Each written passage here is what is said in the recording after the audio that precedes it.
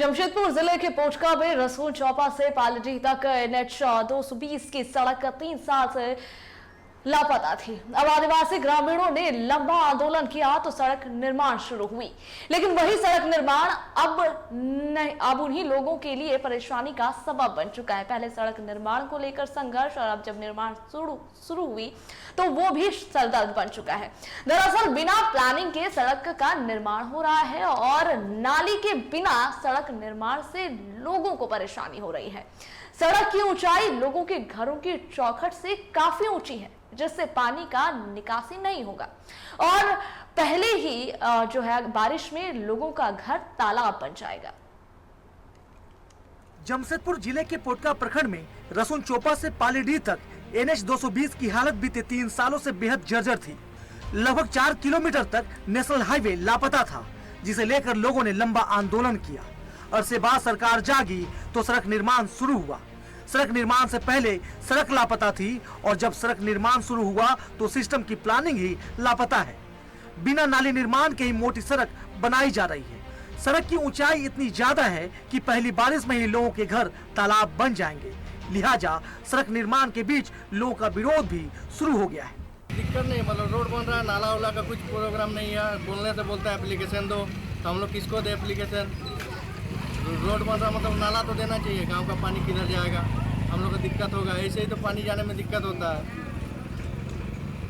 Road बन रहा तो नाला तो देना चाहिए।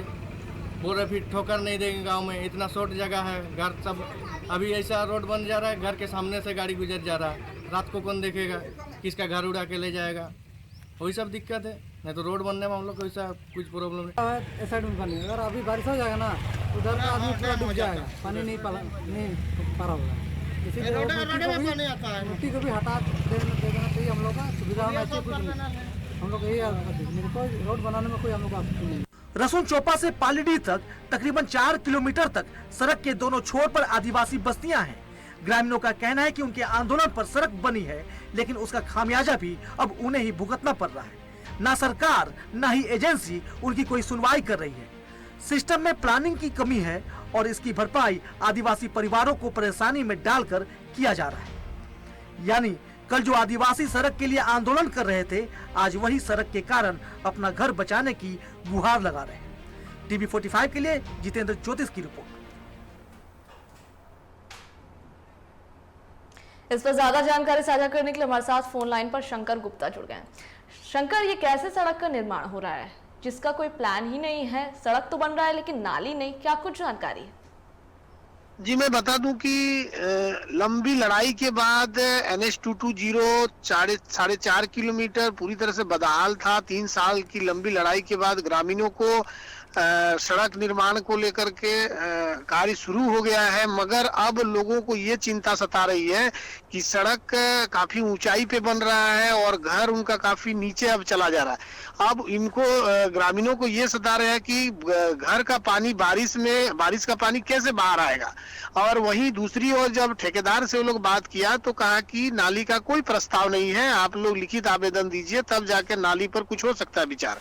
मगर अब ग्रामीण जो है कि काफी विरोध कर रहे हैं कि सड़क तो बनना चाहिए मगर नाली बनना चाहिए साथ में। और दूसरी ओर एक गांव के अंदर एक पुलिया है, वाइब्रेट के कारण वो पुलिया भी धंस चुका है। अब लोगों को ये डर भी सता रहा है कि वहाँ बारिश का पानी उस नाला से होकर गुजरता है, वो अगर पुलिया अगर धंस जाएगा तो वो पानी कैसे जाएगा, जिसको लेकर के सिंचाई का भी समस्या उत्पन्न हो गया है।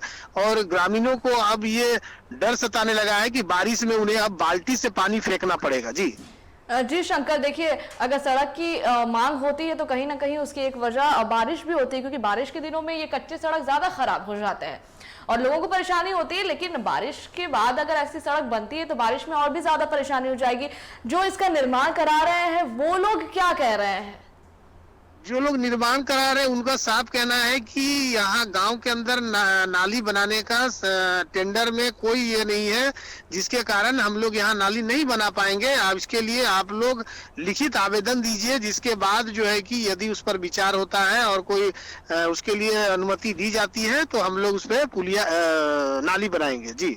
जी शंकर, एक और खबर है हमारे पास, पहले उससे दर्शकों को अवगत करा देते हैं, फिर उस पर भी आपकी जानकारी लेंगे।